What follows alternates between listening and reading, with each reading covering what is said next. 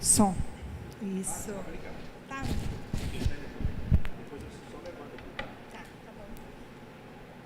Boa noite, igreja. Você que está em casa nos assistindo, boa noite. Esse é o dia que o Senhor...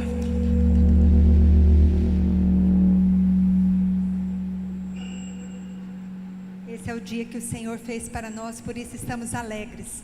Amém?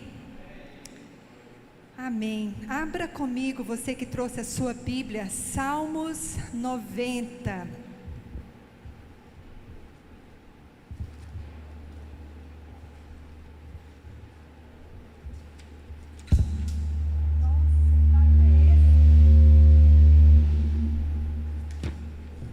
Fala, Deus. Salmos 90. Vamos ler a partir do versículo 9.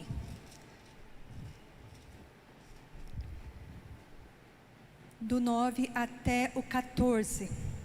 Vamos ler o 9, o 10, o 12 e o 14. Diz assim: pois todos os nossos dias se passam na tua ira, acabam-se os nossos anos como um breve pensamento. Os dias da nossa vida sobem a 70 anos, ou em havendo vigor a 80 anos. Neste caso, o melhor deles é canseira e enfado, porque tudo passa rapidamente e nós voamos. Versículo 12: ensina-nos a contar os nossos dias, para que alcancemos o coração sábio. E o 14: sacia-nos de manhã com a tua benignidade, para que cantemos de júbilo e nos alegremos todos os nossos dias. O Salmos 90 foi o primeiro Salmos da Bíblia, foi escrito por Moisés. A gente acha que todos os Salmos foram escritos por Davi. Não, esse Salmos aqui foi escrito por Moisés, e fala da transitoriedade do homem e da eternidade de Deus. E Moisés deixa muito claro que os nossos dias passam rapidamente e nós voamos. Se você olhar um tempo atrás, você era um jovem, estava com a vida desabrochando. De repente, hoje você olha, você vê que o cabelo já caiu, você vê que está com ruga, tem flacidez, perdeu massa muscular, ganhou gordura corporal, tem perda de memória, um monte de coisa. Por quê? Porque isso faz parte do ciclo, do processo de envelhecimento. E aqui Moisés deixa muito claro que a nossa vida vai até 70 e, se tiver vigor, chega a 80 anos. Então eu quero me deparar aqui ficar nesse versículo aqui, do versículo 12. Só que Jó, capítulo 8, versículo 9, ele diz assim, que porquanto os nossos dias sobre a terra são como a sombra. Aquilo que você viveu hoje, amanhã você não vai viver novamente. E o versículo 12 diz: ensina-nos a contar os nossos dias, para que alcancemos coração sábio. Essa vai ser a sua tarefa da semana. É um versículo muito curtinho e você vai estar meditando neste versículo. Quando Deus fez o homem, fez com o propósito de relacionamento. Deus é Deus de relacionamento. De Gênesis a Apocalipse, você vai ver Deus se relacionando com o homem. Este é o propósito de Deus. Quando Deus te fez, Ele fez para a sua glória, para o seu prazer, para o seu benefício. Este é o nosso propósito para o qual Deus nos fez. E é muito interessante que o propósito de Deus é que nós venhamos a conhecê-lo e amá-lo. E o propósito de Deus para nós é que sejamos conhecidos e amados por Ele. Então Deus tem um grande prazer na sua vida. Agora, infelizmente, muitas pessoas têm conceitos equivocados sobre Deus. Talvez você cresceu numa igreja muito conservadora ou numa igreja muito tradicional. Eu não sei qual foi a ideia que foi passado para você sobre Deus, mas infelizmente Tem pessoas que veem a Deus como um Deus irado. Por mais que ele tenha pedido perdão, ele nunca se sente perdoado e constantemente se sente acusado. Lembrando que quem nos acusa é o diabo. Tem outros que veem Deus como um Deus inacessível. É impossível se achegar diante de Deus porque ele é extremamente ocupado. Outros o veem como um Deus distante e frio. Ele não é nada amoroso. Outros o veem como um Deus distante de tudo aquilo que a gente está passando. Um Deus que permite o sofrimento. Se Ele nos ama, por que Ele permite o sofrimento? Enfim, muitas pessoas têm essa ideia equivocada sobre Deus. É uma fortaleza que foi feita na sua mente e você tem muita dificuldade de se relacionar com Deus por causa desse sentimento que você guarda dentro do seu coração. Agora é interessante que se você não se relaciona bem com uma pessoa, você vai ter grande dificuldade de ser ensinado por ela. Isso é fato. Não adianta você querer uma pessoa que você detesta, que ela venha te ensinar, porque você não vai aceitar o ensinamento daquela pessoa. Então, a primeira coisa que nós precisamos entender é que Deus é Deus de relacionamento. Ele quer se relacionar, mas acima de tudo, Ele quer nos ensinar. Então, no versículo 12 começa: ensina-nos. Deus quer nos ensinar todos os dias. Deus quer falar conosco todos os dias. E é interessante que Deus, Ele não fala, Ele não deixa nada subtendido. Se Ele vai falar para você fazer alguma coisa, Ele vai te dar as ferramentas. Deus é claro, Deus é objetivo. Eu tenho feito um estudo mais aprofundado assim dos 5 livros da Bíblia, né? Mas eu estou em Gênesis e Êxodo, e eu tenho me surpreendido como Deus é específico, é detalhado e organizado. O nosso Deus, Ele é perfeito nessas 3 atribuições. E se nós queremos ser ensinados, existem 3 maneiras que você pode ser ensinado. Você pode ser ensinado pela explicação, pela experiência e pelo exemplo. E o Senhor Jesus é a pessoa mais indicada para nós, para falar sobre isso.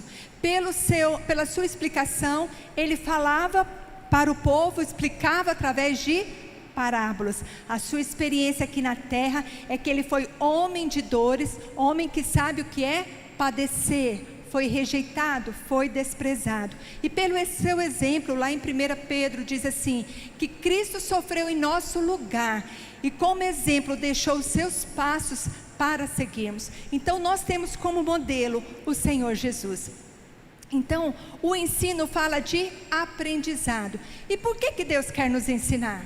Primeiro, porque Ele tem prazer. E segundo, porque Ele quer que nós façamos o certo. Deus deixou as suas leis, Deus deixou a sua palavra para que possamos andar nela. Então, se você tem dificuldade de se relacionar com uma pessoa, seja qual for o motivo, a mesma coisa é com Deus. Se você não tem um bom relacionamento com o Senhor, você tem grande dificuldade de assimilar o que está aqui. Então o desejo do meu coração é que nessa noite o Espírito Santo traga entendimento, revelação da sua importância, do amor que Deus tem por você, que você não foi feito por acaso. Deus não resolveu te criar, Deus escolheu criar você. Olha só, você é um projeto único na mão de Deus. É muito interessante que lá em Apocalipse 4, diz que todas as coisas foram criadas pela sua vontade.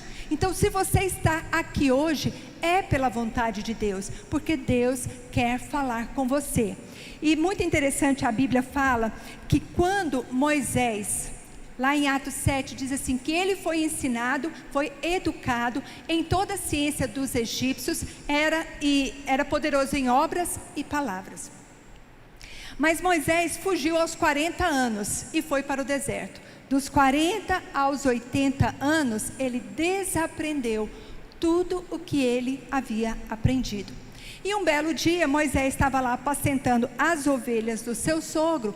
Ele viu uma sarça que ardia e não era consumida pelo fogo. Ele, muito curioso, depois dizem que as mulheres que são curiosas, ele sobe ali no monte.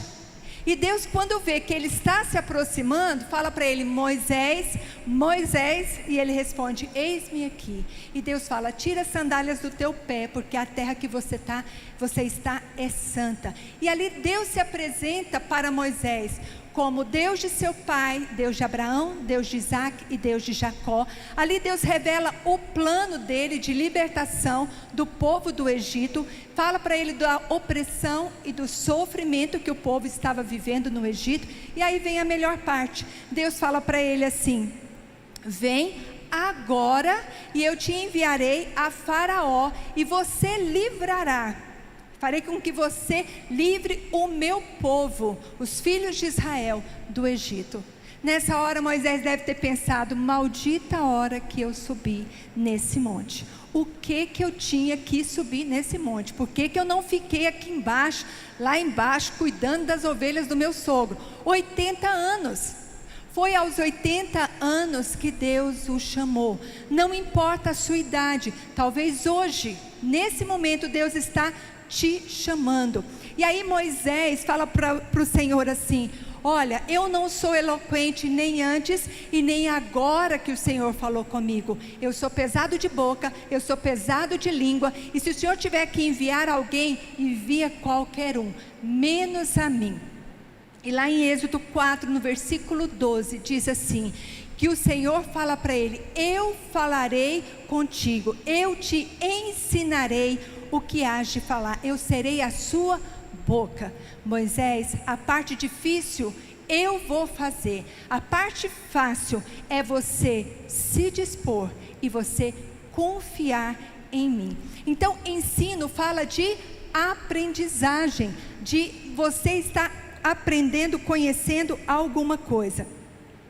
E é muito interessante também que eu estava vendo aqui sobre Gênesis e Êxodo, e na minha cabeça eu tinha a ideia que o povo que saiu do deserto, eles eram assim, um povo farofeiro, um povo barraqueiro. Deus me perdoa, né? Mas esse era o sentimento que eu tinha. Mas eu fui estudando a Bíblia e vi como Deus levou o povo ao deserto, e a primeira coisa que Deus fez foi, no terceiro mês que eles já estavam no deserto, Deus fala assim: Moisés, prepara o povo, porque no terceiro dia eu vou descer nesse monte e eu falarei com vocês. Então Deus levou o povo ao deserto, primeira coisa, para ensinar a ouvir a voz de Deus. Ali, acho que Hollywood ia ficar espantado com tantos efeitos especiais.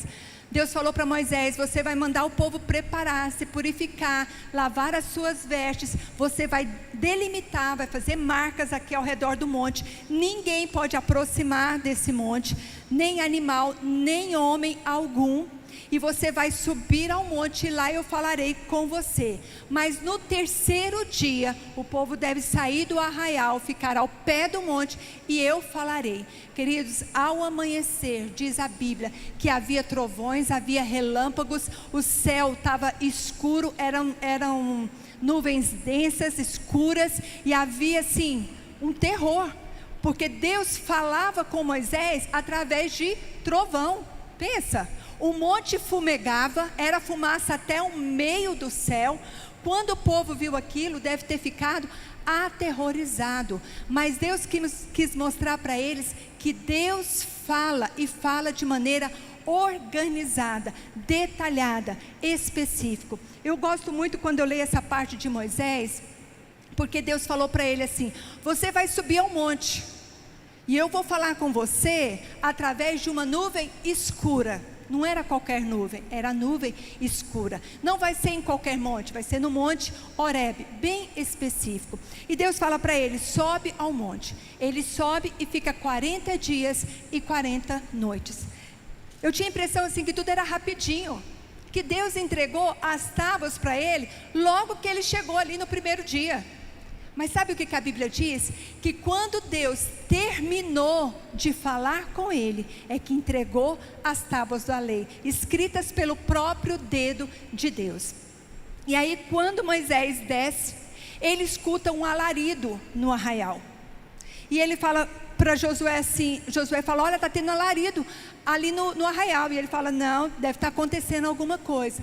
Quando desce, percebe que o povo havia feito um bezerro de ouro. E ali Moisés joga aquelas tábuas da lei, quebra aquelas tábuas e fica assim furioso com o que ele vê. E como as tábuas tinham quebrado, Deus fala para ele assim, você vai subir novamente. E é interessante que quando ele subiu, Deus deu as tábuas para ele lá em cima. Mas quando ele teve que subir a segunda vez, Deus falou para ele assim, agora você vai lavrar a pedra. Você vai lavrar 2 pedras e vai subir ao monte. E Moisés subiu, ficou mais 40 dias, 40 noites. E diz a Bíblia que ele ficou prostrado diante de Deus. Num gesto de humilhação, pedindo perdão a Deus pelo pecado do povo. Então ali ele não comeu, ele não bebeu, ele ficou 40 dias. Para ser ensinado leva tempo, ou seja, Moisés ficou 80 dias na presença de Deus. E se você quer conhecer a Deus, você precisa tirar esse tempo para conhecer ao Senhor. No Salmo 119, na última vez que eu preguei, eu falei sobre o Salmo 119. E Davi fala 10 vezes a frase, ensina-me. Ensina-me os teus preceitos, ensina-me os teus juízos, ensina-me os teus mandamentos. Mas ele diz 7 vezes, ensina-me os teus decretos. O que é o decreto? É uma ordem emitida por uma autoridade superior. Se Deus falou, se Deus decretou, é para que nós cumpramos estes decretos. E é muito interessante também, quando Deus fala para Moisés, Moisés, você vai fazer, quando ele estava lá no monte, você vai fazer a arca, a madeira para essa arca da aliança, você vai usar acácia. O material que vai ser usado é ouro, prata e bronze. Você vai usar as cores tal, você vai fazer os móveis tal, o tamanho tal, tudo bem especificado. E Moisés, você vai dizer para o povo, trazer essas ofertas. Então não era qualquer oferta, não era de qualquer jeito. Então Deus, Ele é específico, e nós precisamos entender essas coisas. Então, quando nós vemos que Moisés e Davi, eles foram ensinados pelo Senhor, isso é algo tremendo. Agora, abra comigo Salmos 16, no versículo 11. Olha que coisa tremenda. Diz assim: tu me farás ver os caminhos da vida, na tua presença há plenitude de alegria, na tua destra delícias perpetuamente. Eu li esse versículo assim, eu fiquei maravilhada, porque é o Senhor que me fará ver os caminhos da vida. Na presença de Deus, muitas vezes a pessoa fala assim, eu não gosto de servir a Deus porque Ele é muito exigente, e o que Ele cobra eu não consigo fazer. Não é isso que Davi está dizendo. Na tua presença há plenitude de alegria. Então nós precisamos ser ensinados pelo Senhor.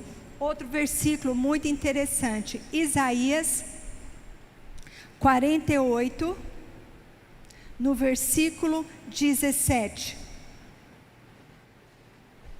Olha o que ele diz. Eu não sei se pode ser projetado aqui. Isaías 48, 17. Assim diz o Senhor, o teu Redentor, o Santo de Israel: eu sou o Senhor, o teu Deus, que te ensina o que é útil e te guia pelo caminho em que deves andar. Então Deus vai te ensinar o caminho que você deve seguir, o caminho por onde você deve estar. Esse é o propósito de Deus. Jesus diz assim, lá em João 8, se não me engano, que tudo aquilo que ele fazia, ele não fazia por ele mesmo, mas ele fazia como o Pai o havia ensinado. Hoje nós temos o Espírito Santo habitando em nós. E Jesus diz lá em João 14: mas o Consolador, o Espírito Santo, a quem o Pai enviará em meu nome, ele vos ensinará todas as coisas e vos fará lembrar de tudo que vos tenho dito. Ele vos ensinará. Então, Deus tem a maneira certa dele explicar. Não tem como nós, como servos de Deus, falar: Deus não me explicou, Deus não me falou. Todas as vezes que você está pensando num versículo, Deus está falando com você. Quando você pensa demais num problema, isso se chama preocupação. Quando você pensa várias vezes naquele versículo, repetidamente, aquilo se chama meditação.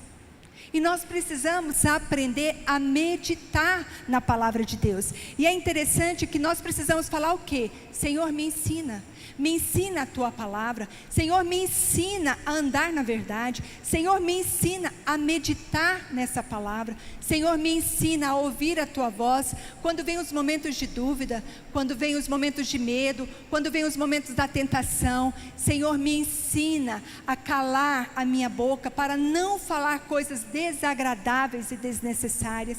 Senhor, me ensina a agir com paciência e com sabedoria com os meus filhos, com a minha esposa, no local onde eu trabalho. Senhor, me ensina a viver contente com o que eu tenho. Senhor, me ensina a viver cada dia para a tua honra, para a tua glória. Senhor, eu preciso ser ensinada pelo Senhor todos os dias. Nós precisamos falar isso ao Senhor.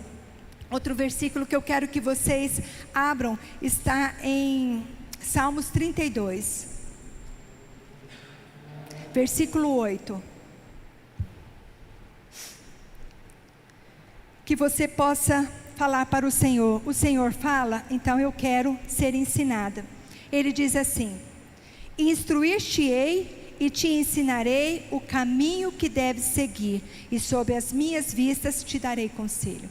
Às vezes você pode estar passando por uma situação que você fala assim: Senhor, eu tenho que tomar tantas decisões, tem tantas áreas da minha vida que eu não tenho direção, eu não tenho rumo, eu preciso de direção na minha vida profissional, na minha vida espiritual, na minha vida emocional, na minha vida financeira. Senhor, eu devo comprar essa casa, eu devo comprar esse carro, eu devo fazer isso. Senhor, me dá um sinal. E Deus vai falar com você. Diz lá em Jeremias: invoca-me e te responderei, anunciar-te coisas grandes e ocultas que não sabes. Agora, se você não busca, como é que você vai saber? Aí é complicado. Então, o propósito de Deus é que Ele quer nos ensinar, mas para isso você precisa se dispor a Ele. A segunda coisa que Moisés diz é contar os nossos dias. Ensina-nos a contar os nossos dias. Quantos são os dias dos anos da sua vida? Quantos são os dias dos anos da sua vida? Você já ouviu essa pergunta? Já ouviu? Quantos são os dias dos anos da sua vida? Se você quiser perguntar para uma mulher quantos anos ela tem, você pode fazer isso, né? Vai ser mais fácil. Mas essa é uma pergunta interessante que Faraó fez a Jacó. Quando José apresenta a Jacó a Faraó, Faraó pergunta para ele: quantos são os dias dos anos da sua vida? E Jacó responde: 130 anos são os dias das minhas peregrinações. Poucos e maus foram esses dias. Na Bíblia, a mensagem diz assim, que a vida dele foi curta e difícil, e não foi longa como seus antepassados. Por quê? Abraão viveu 175 anos, Isaac viveu 180 anos. Se o Danilo tivesse aqui, ia falar: é chão, seu Danilo, muito chão. Então, Jacó, ele estava aos 130 anos. E quando ele fala a respeito da sua idade, a gente começa a avaliar, porque o homem chega até 70 e se haver vigor até 80. Então vamos lá, se você tem 30 anos aqui, você tem mais 40 anos pela frente.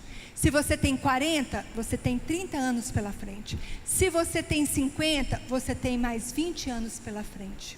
O que você tem feito, ou como você tem se programado com os anos que você tem? O que você vai fazer? Eu não quis falar dos 60, porque aí só tem mais 10 anos. Meu bem, estamos juntos. Então, olha só, o que você vai fazer com os seus anos? Se você olhar hoje para a vida do homem, o homem vive mal, o homem come mal, o homem dorme mal, o homem trabalha demais, ele não procura zelar do seu corpo. A Bíblia fala que o nosso corpo é templo do Espírito Santo, e nós fazemos as coisas erradas. E sabe, uma das coisas que tem me chamado a atenção, é que quando Mark Twain, um escritor americano, ele diz assim, que os 2 dias mais importantes do homem é o dia que ele nasce e o dia que ele descobre por que ele nasceu. Então, se você está respirando, se você está, seu coração está batendo, existe um propósito para você.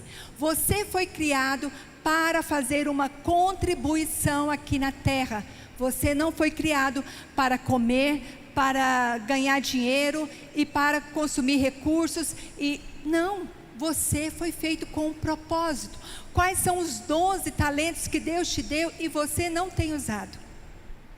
Nós precisamos pensar nisso. A nossa vida não pertence a nós. Davi diz que todos os seus dias estão nas mãos do Senhor. Nós sabemos muito Salmo 139.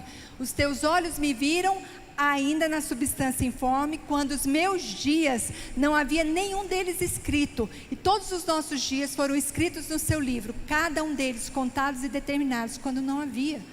Então Deus já sabe a sua vida do começo ao fim, de trás para frente. Mas como será a sua história aqui na terra vai ser a diferença. Então, uma das coisas que eu tenho percebido, até comentei ontem com as meninas e fiz essa enquete. Se tem uma coisa que o cristão faz e está errado, é aquela famosa frase, todo mundo faz. Se tem uma coisa que o cristão precisa mudar, é essa mentalidade, porque todo mundo faz, eu também tenho que fazer. Então, minha mãe sempre falava assim, minha mãe chamava atenção, por que você fez isso?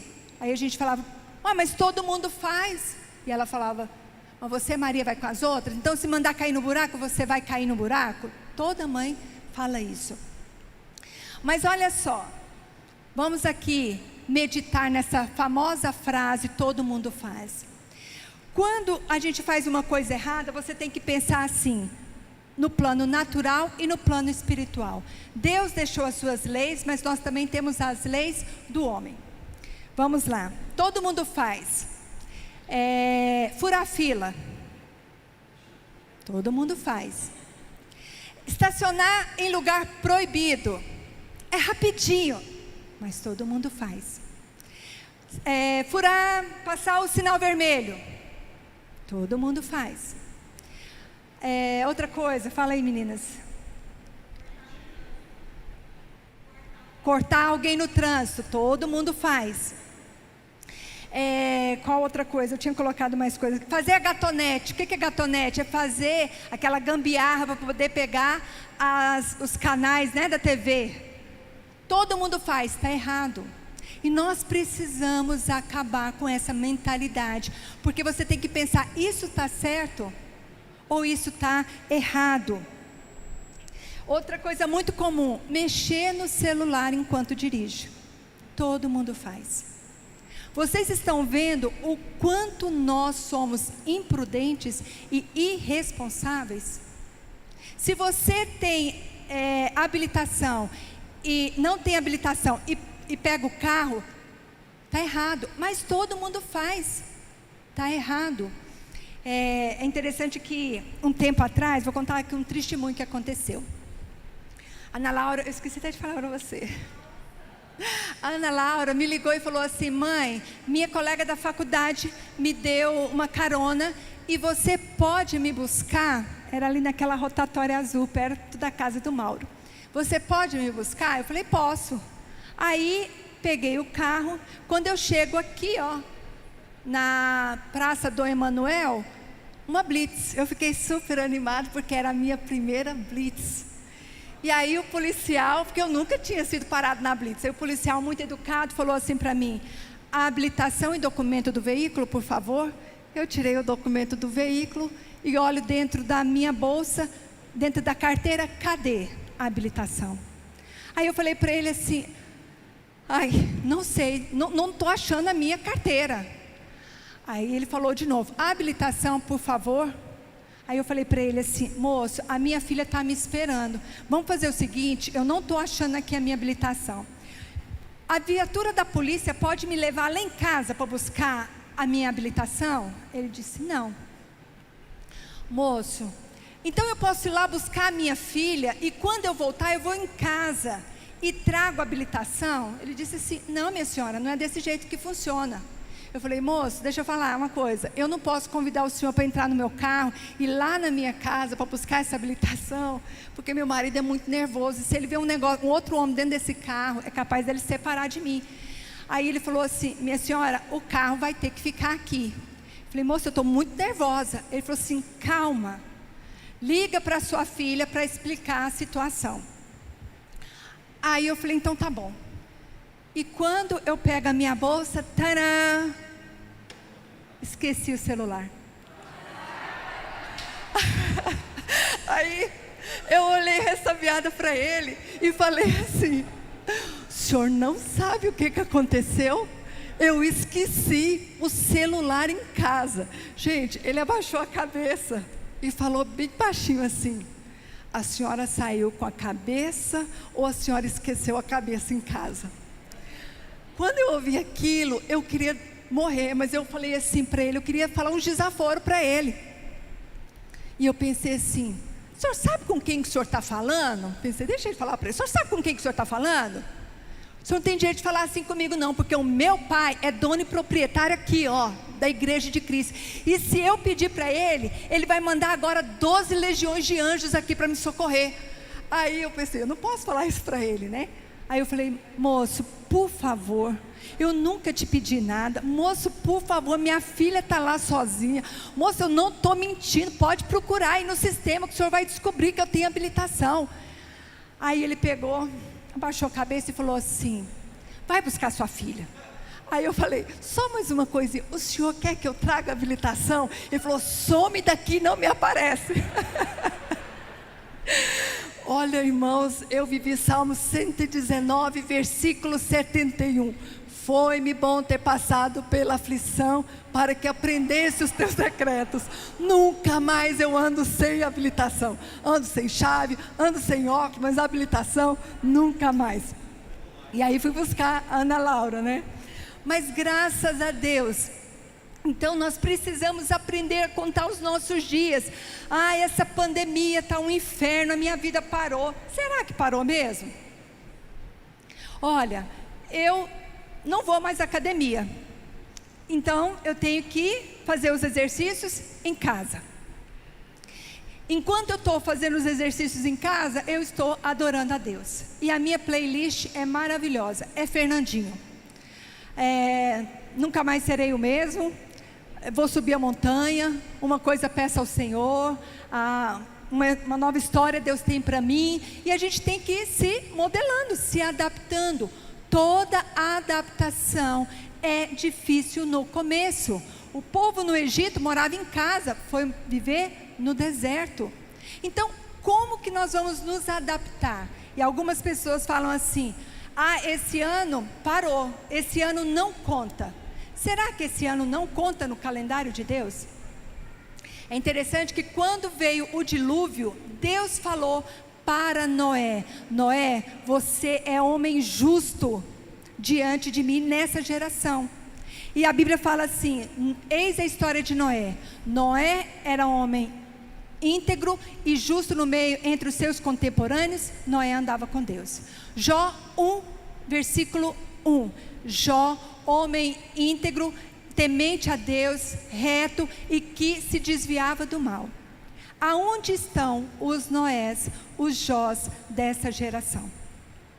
Aonde estão os homens íntegros, os homens corretos, os homens tementes a Deus, os homens que andam com Deus e os homens que se desviam do mal? Aonde estão esses homens? Salmos, acho que é o 37, versículo 18, diz assim: o Senhor conhece os dias dos íntegros, a sua herança permanecerá para sempre, não serão envergonhados nos dias do mal e se fartarão nos dias da fome. Deus conhece os dias dos íntegros. E aí você fica pensando na pandemia, que a sua vida parou, a sua vida estagnou. Mas eu quero te fazer uma pergunta: o que aconteceu com a vida de Noé enquanto ele estava na arca? Com Noé e sua família? Muita gente acha que Noé passou 40 dias dentro da arca. Noé passou 1 ano e 10 dias dentro da arca. 5 meses ele flutuou. Depois a arca repousou no Ararat. Aí ele teve que esperar as águas minguarem. Só saiu quando Deus falou para ele: sai da arca, você e sua família. E a Bíblia é muito específica com as datas. Vai lá e faz as continhas. 1 ano e 10 dias. E aí você reclama do tempo que não está passando, das coisas que você deixou de fazer. Tudo que fizerdes, seja em palavra, seja em ação, fazei-o em nome de Jesus, dando a Ele graças a Deus Pai. Você está limpando a sua casa? Dê graças a Deus. Você está trabalhando? Dê graças a Deus. Para de usar a sua boca para murmurar, para de usar a sua boca para reclamar. Usa esse tempo que Deus te deu. Senhor, o que eu devo fazer no meu dia? O que o Senhor quer me falar? Aonde que o Senhor quer me levar? Outro dia a minha vizinha, ela me mandou um áudio assim: Nicinha, eu sonhei com você e o relógio despertou, o abajur ligou às 3h29 sozinho, e eu olhei no relógio, era 3h29, e Deus me incomodou para orar por você e por uma outra vizinha.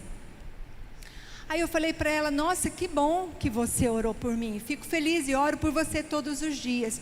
E aí mandei para ela uma mensagem, ela comentou comigo algumas coisas que ela estava bem triste, e eu mandei um áudio para ela, mandei alguns versículos, e depois ela me mandou a resposta. Ela falou: Nicinha, agora eu entendi.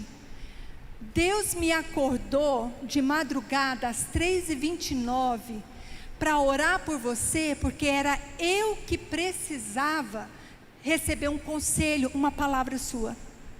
Era eu que precisava ouvir. Então, queridos, Deus tem a sua maneira de usar as coisas. Vamos usar o nosso tempo da maneira que nós podemos usufruir o melhor de Deus. Então, dia após dia, como que você está vivendo aquilo que o Senhor tem para a sua vida?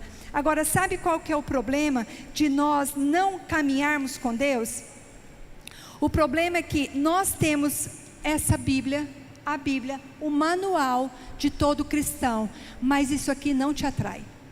Você é atraído pelas redes sociais, sabe de todas as notícias da TV, da internet, do Instagram, mas isso daqui não atrai o seu coração. Você segue pessoas que você não conhece, mas você não segue a Deus. Então, essa palavra, que para muitos é um livro ultrapassado, essa palavra é viva e eficaz. Ela age até hoje. Nós precisamos ser moldados, forjados por aquilo que está escrito aqui. Nós andamos em concordância com o mundo, mas nós não andamos em concordância com a palavra. Então, para ser íntegro, não tem como você agradar a Deus, agradar os homens e desagradar a Deus, porque a Bíblia diz que se você quiser ser amigo de Deus, constitui-se que inimigo do mundo. Você não pode ter duas pessoas para você servir. Então nós precisamos ter essa palavra como guia. da nossa vida. Precisamos buscar ao Senhor. Então, dia após dia, precisamos ler. Aonde está o meu coração? A sua alma está angustiada? O que Davi diz lá no Salmo 131, no versículo 1? Senhor, não é soberbo o meu coração, nem é altivo o meu olhar. Não estou à procura de grandes coisas, nem de coisas maravilhosas demais para mim. Pelo contrário, fiz calar e sossegar a minha alma, como a criança desmamada se aquieta nos braços de sua mãe. Assim como essa criança é a minha alma para comigo. Espera, ó Israel, no Senhor, desde agora e para sempre. O que Noé fez? Esperou em Deus. Ah, mas e aí, o que eu vou fazer com a pandemia? Continua na palavra, Salmos 32. O que diz no versículo 3? Confia no Senhor e faze o bem, habita na terra e alimenta-te da verdade. Agrada-te do Senhor e Ele satisfará os desejos do teu coração. Entrega teu caminho ao Senhor, confia nele e o mais Ele fará. E o versículo 7, descansa no Senhor e espera nele. O que você vai fazer na pandemia? Você vai viver Salmos 32. Senhor, se está aqui, eu preciso caminhar nisso daqui. É isso que eu preciso viver. Então, queridos, a adaptação, você não pode ver como um processo negativo, mas como um processo de crescimento. Se nós estamos na pandemia, é porque Deus quer nos fazer crescer na pandemia. Nada nos separará do amor de Deus. Senhor, obrigada por esse tempo, porque eu tenho o privilégio de conhecer ao Senhor. E por fim, a última coisa, fala sobre coração sábio. Coração sábio não é algo adquirido, é algo alcançado. Diz aí a palavra, para que alcancemos coração sábio. E esse coração aqui fala de entendimento, discernimento, sabedoria, temor. É isso que nós precisamos. Ah, o meu coração está sentindo. Não, o seu coração não tem que sentir. Você tem que ser sábio nesses dias. Quando Deus aparece em sonhos para Salomão, lá em 1 Reis 3, ele diz assim: pede-me o que queres que eu te dê. E Salomão responde: dá, pois, ao teu servo coração compreensivo para julgar este povo, para que prudentemente discina entre o bem e o mal, pois quem poderia julgar a este grande povo? E ele continua, e Deus continua falando para ele assim: olha, você não me pediu riquezas, nem a morte dos seus inimigos, nem longevidade, mas me pediu entendimento para discernires o que é justo. Eis que farei segundo as tuas palavras, dou-te coração sábio e inteligente. Nós precisamos discernir o que é justo, nós precisamos ter entendimento e nós precisamos ter coração compreensivo. Aquilo que Deus fala que Ele abomina, nós temos que abominar. Aquilo que Deus fala que Ele ama, nós temos que amar. Então, como que você pode falar se você tem entendimento, se você não anda com aquilo que Deus está mostrando? E também diz assim, lá em 2 Timóteo 2, 22, a partir do versículo 22, ele diz assim: segue a justiça, a fé, o amor e a paz com os que de coração puro invocam o Senhor. Essa é a primeira parte que ele faz. E repele as questões insensatas e absurdas, pois sabes que só engendram contendas. Ora, é necessário que ao servo do Senhor não viva a contender, deve ser brando para com todos, apto para instruir, paciente, disciplinando com mansidão os que se opõem, na expectativa de que Deus lhes conceda não só o arrependimento, mas também o retorno à sensatez. Queridos, quem vai trazer essa luz, esse esclarecimento é Deus. Então você fica se envolvendo com contendas, com picuinhas, o seu chefe, a sua mãe manda você fazer as coisas, você faz de qualquer jeito. Isso está errado. Tudo que fizerdes, seja em palavra, seja em ação, está lá em Colossenses 3, no versículo 17. Tudo que fizerdes, seja em palavra, seja em ação, fazei-o em nome de Jesus, dando a Ele graças a Deus Pai. e que você deve fazer também ao Senhor e não para os homens. Então você ter coração sábio é você calar na hora que precisa calar. Tem gente que está conversando demais e manda um tititi no WhatsApp e conversa daqui. Outro dia meu esposo veio me falar de uma situação onde uma mulher, uma pessoa, tinha mandado um recado. Ele falou assim: você conhece essa pessoa? Falou: não. Pois é, ela veio fazer para mim é fofoca. Ela veio falar de uma pessoa da igreja. Eu falei assim: pois você deve falar para ela o seguinte: o que a Bíblia diz? Se você tem alguma coisa contra o seu irmão, chega nela e fala. Agora vem fazer fuxico para o pastor? Aí ele foi e respondeu assim para essa mulher: não, o senhor está certo, eu deveria. Agora você vê, a gente já tem tanto problema, ainda vem gente de fora para poder fofocar dos outros, fazer contendas. Se tem uma coisa que Deus abomina, são as contendas. Se você está cheia de tititi dentro da sua casa, quieta. Se você é um marido que está muito nervoso, calma. Vamos medir aí as coisas, porque não pode ser dessa forma. Então, ter um coração sábio é nós sabermos viver o nosso dia a dia. E eu quero encerrar com as palavras de Salomão, lá em Provérbios 30, no versículo 7 ao 9. Ele diz assim: 2 coisas te peço, não mas negues, antes que eu morra. Afasta de mim a falsidade e a mentira. Não me des nem a pobreza nem a riqueza. Dá-me o pão que me for necessário, para não suceder, estando eu farto, te negue e diga quem é o Senhor, ou empobrecido venha a furtar e profane o teu santo nome. Isso é viver com sabedoria. Deus, me ensina a contar os nossos dias, para que alcancemos coração sábio. Vamos ficar em pé?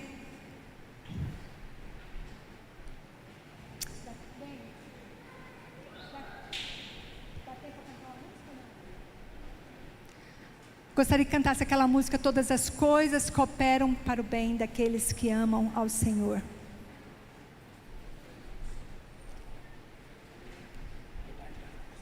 Hã? Não.